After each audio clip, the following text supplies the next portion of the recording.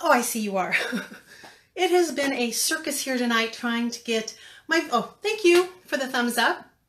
It has been a circus here trying to get this whole video live thing going. I couldn't get on my computer. Here I am on my phone. Oh, thank you, Deborah. My phone is just propped up very precariously on something. Hi there, Kathy. How are you tonight? It's nice to see familiar faces. Who else do I have with me? I see Deborah and Kathy. I see I have 16 people out there. Oh, tonight we have an interesting topic. I don't think it's one that I have seen. Hi there, Jill.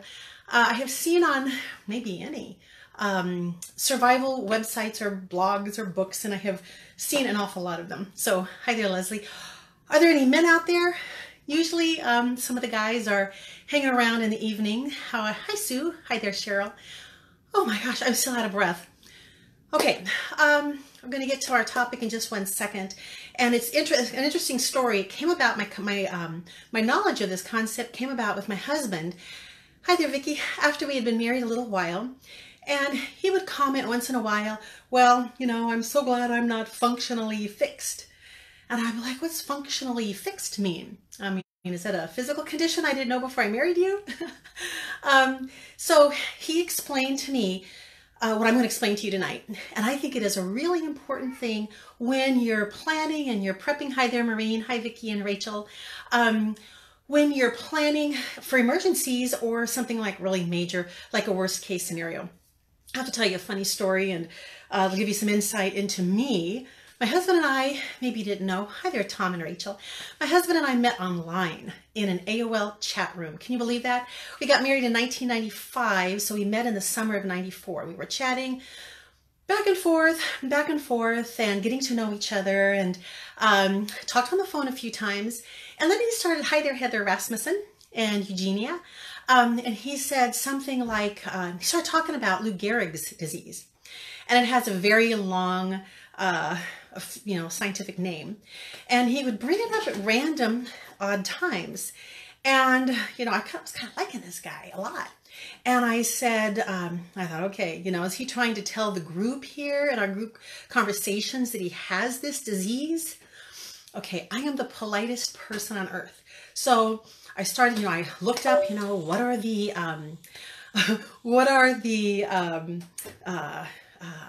I don't even know, you know, how do Lou Gehrig's disease, you know, what does that involve? And I started thinking, my gosh, you know what, I'm falling in love with someone and he is confined to a wheelchair. He has some sort of serious disease. And, you know, what if he isn't able to walk? And our chatting back and forth online and over the phone, I couldn't find it in myself to say, can you walk? I know, it's just like, just the stupidest thing, but I mean, he continually brought this up. And oh my gosh, so anyway, I asked another, a friend of mine who also had gotten to know him. I said, hey, you know, do you know anything about this guy? I'm really liking him. We're talking on the phone almost every day. Do you happen to know if he has this disease? And he said, hold on a second. Oh, and she said, I don't know, but he sent me a picture in the mail. Now, this was way before camera phones, right? Back in 1995 and 94. And she said, came back and she said, okay, I don't know if he can walk. I don't know if he has this disease because in this photo he sent me, he's laying on his stomach on the floor with his cat. That didn't help at all, okay? So if you can imagine, I'm really falling for him. We're getting ready to meet in person, and I don't even know, you know, if he's ambulatory. And I am way too polite to say, can you walk? I mean, that's just dumb. Now I feel like, okay, Lisa, maybe you just should have said, hey, can you walk? Oh my gosh, about a week and a half, 2 weeks before we met in person, I flew to New Mexico to meet him. He just happened to mention online that his brother and sister-in-law had arrived. They were out there playing in the snow and chasing each other, and I was like, okay, the guy can walk. So, very polite, very sensitive kind of person that I am. You know, I was like, all right, well, at least I know, you know, what I'm dealing with here. So he can walk. Also no ornery, very stubborn, and hey, we've been married 23 years. So this concept, functional fixedness came from conversations that that we had about that subject. The best way I can use to describe this is to give you an example, and it's kind of extreme, but let's say that you have a piece of bread and you have a slab of butter. and you want to butter your bread. Okay, hold on a second. I actually have props tonight. Sharp props. So you have this bread, you have the butter, and you think, I really want to get some butter on this bread. I need to get a knife, right? Well, you know, a functionally fixed person would look at this and say, that's a steak knife. I can't use a steak knife to butter the bread. That's a paring knife. I can't use a paring knife, you know, to put butter on bread. Is that a menorah behind you? Yes, it is. Here you go. Here is a bread to slice, or a knife for slicing bread. Can't use that one. I have to have only a butter knife to spread my bread. Now, does that make sense to you? Give me a thumbs up or a heart or a smile or something. How many of you would say, oh no, I only have to have the bread knife, the butter knife for spreading butter on my bread? Makes no sense. That's an example of functional fixedness. It is a cognitive thing that where your brain only processes the given specific use for something, for an object, to what, to that object itself without even thinking how else could it be used. So when my husband was telling me, hey, I'm not functionally fixed, what he meant was that he can see lots of different options, lots of different uses for things instead of just thinking, that's right, Deborah, you take the stick of butter, you just gotta go like that. Right. And it's the same thing like with this. I mean, who needs a screwdriver in most cases if you have a butter knife, right? So that is getting away from the idea of functional fixedness. Here's another example I have. This one, okay, it's a box of Scotty's tissues. Got an amazing deal on this. I don't usually subscribe to things on Amazon. I got like 15 boxes of this for $1.50, I think $1.10 a box. Wow, it was, it was, Janice, I agree, why dirty another knife? So you have a box of tissues, right? And let's say that there's a spill in the kitchen. Oh my gosh, I have to have a kitchen towel for the spill in the kitchen. I can't use a box of tissues.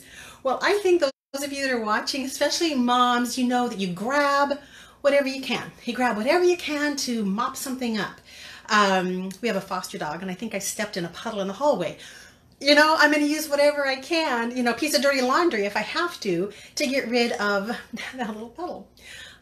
This foster dog, she is a sweetheart. I shared her picture on my Facebook page. She is the second one we've had in the last couple of months, and she's awesome. But it took about a week and a half, 2 weeks before she was awesome. Before that, I was ready just to turn her loose and say, you're on your own, kiddo. She's awesome now. But are you getting the idea of what functional fixedness is? It is looking at different objects and scenarios and just imagining, what else could I do? How else could I use this? Okay, you know, the survival instructions say that I'm not a real prepper if I don't have, you know, a year's worth of freeze-dried food. I'm flat broke. Guess I can't, prepare. Not at all. I really want to encourage you that no matter where you are, what your circumstances are, you really can be a better prepared person. Don't be like the nut that thinks she has to have a butter knife for spreading butter. Millions of ways to get that butter on that bread, right? So that's the idea of functional fixedness. Now, a couple of examples of ways that I have seen this play out in survival circles. One is, just got this, oh, I know. You know the series I'm running on the blog, Last Chance Apocalypse Shopping, okay? Tomorrow, if you're on my email list, you're going to get an email that details how I arrived with this concept. But the whole idea of it is if you're in a bind, if you're in a pinch, if something happens and the only store around that you can get into happens to be Sally Beauty, or it happens to be Hobby Lobby, that was the article today, there has to be something there that is going to help you be better prepared and survive. I really appreciate and I respect advice given by survival experts, you know, the hardcore survival and so on. But my goodness, not all of us are former Navy SEALs, right? A lot of you, maybe you have never gone wilderness camping, or maybe you've let yourself get out of shape. I'm battling that right now myself. So don't be functionally fixed. Just ask yourself, what else can I do? What are some options? Accept and adapt. Let that be your new motto. Accept and adapt. That's the dog. So when you're faced with some kind of a challenge, take a deep breath. Accept this is my new reality. It might be really temporary, just for a few minutes. It might be longer lasting, but let me adapt to this now. A large part of survival is the mental game, and that is what battling functional fixedness is all about. If you go to my blog and you look up an article about normalcy bias, I'll put a link in the notes for this video. But normalcy bias is kind of playing the same kind of trick, and that is where our brain fixes itself on an idea, and everything, all the evidence to the contrary, cannot dissuade us from believing that. That is normalcy bias. That is when you are seeing something happen all around you and your brain insists everything's going to be okay, don't worry, it's just like it's always been. There were people who died during Katrina, not because they couldn't get out, but because their brain kept telling them, I have ridden these storms out before, I'm going to be just fine, in spite of the fact they were in an area that was very likely to be flooded. So normalcy bias and functional fixedness, research those and ask yourself, how can I start retraining my brain so I don't fall for that? You know, why mess up? You know, you're doing all these other things to survive. You're researching, you're learning new skills, you know, you're putting in place your preps, everything you can when you can. You don't want it to come down to something where you think you have to have this. You know, we can't survive if we don't have this. No. Get your brain out of functional fixedness and start looking and thinking of other ways to solve your problems. Thanks for that heart, whoever sent that. Real quick, I have a couple more things for you. In the comments, why don't you tell me where you're from? Thanks, Denise. You know, my grandfather was Jewish. My great-grandfather, great-grandparents, they were Russian Jews. They came over here in 1900, exactly. And they were the Kramers with a K. They eventually ended up in Ohio. My grandfather ended up eventually in Arizona. So while I'm a Christian, still, you know, my family very, very much honors our Jewish heritage. And my kids have loved learning and celebrating some of the holidays.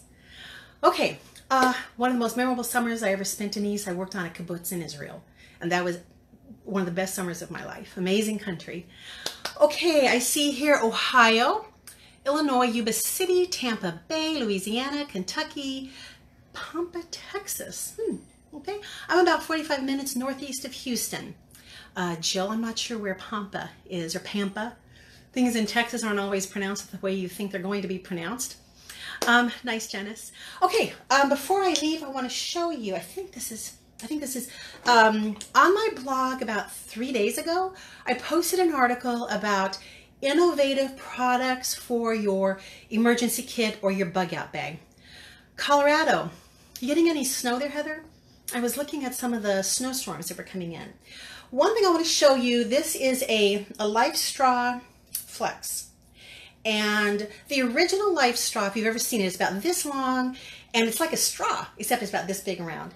You actually dunk the end of it in water. Oh, hi there. Hi there, Anna. Oh my gosh, Anna. How are you? We wonder about you guys. I'm glad you're doing well. Anyway, so this is how this works.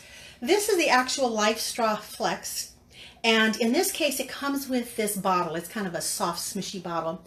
You prime this when you first get it, and you put it out down here. So this could be water from a stream, a river. It could be, you know, water that you're not sure about. You know, maybe it has an icky taste or whatever. You literally put this in. It has a charcoal filter, and then it has this first filter. So the water actually goes through a 2-step filtering process.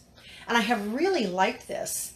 I like that it's collapsible. I mean, actually, you could drain this, and you could just kind of wrap this around the filter and put it in a purse or glove compartment or whatever. And you open this cap. There we go. And then you just suck the water out of there. So I really like that. And of course, you could fill this, you know, if you wanted to, with a little bit of flavoring. If you like the Gatorade powder, I think I mentioned the Gatorade powder in a post. Oh, that's coming up tomorrow, actually. By the way, let me interrupt myself. Tyler, Tom, my dog goes to school in Tyler.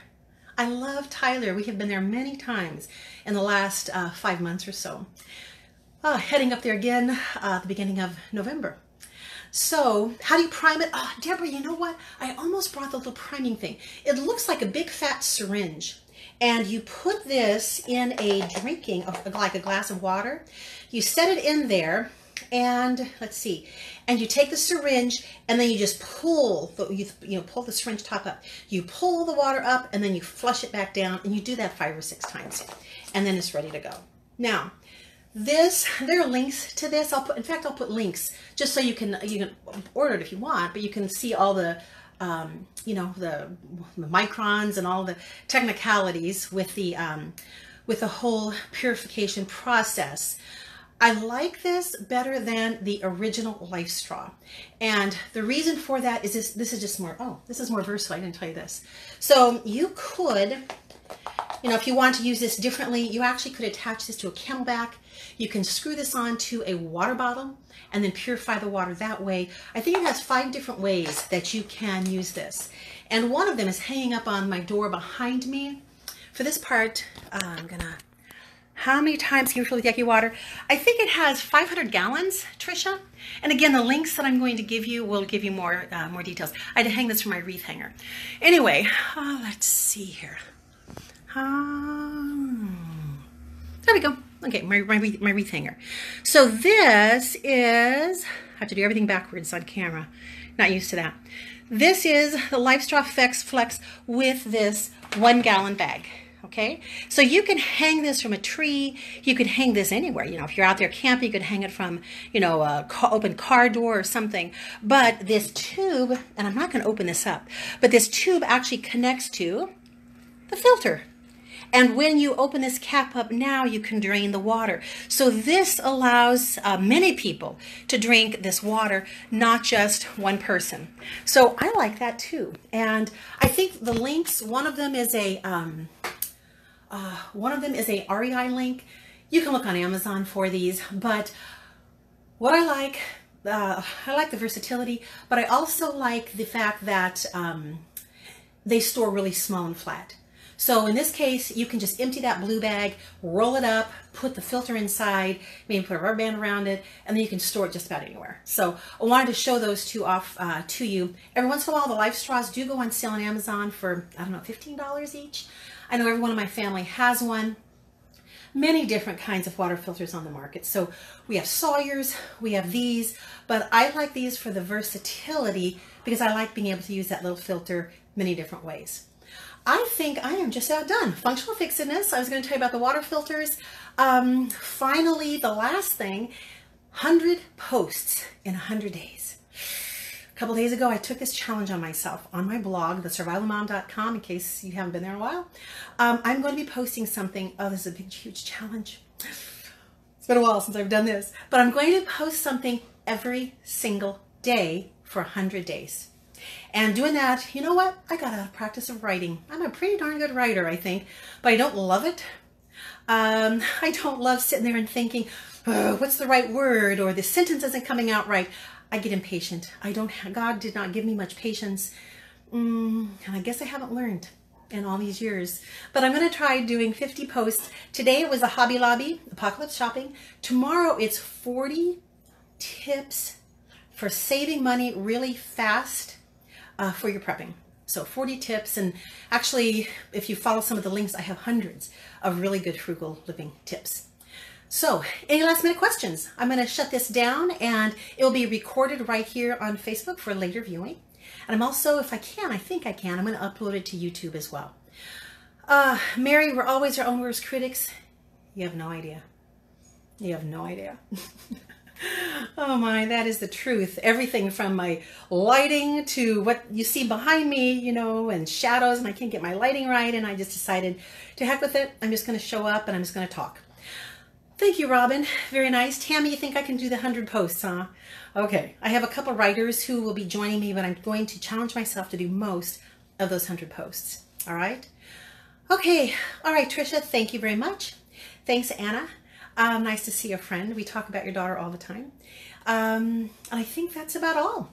Any last minute questions or comments? Okay.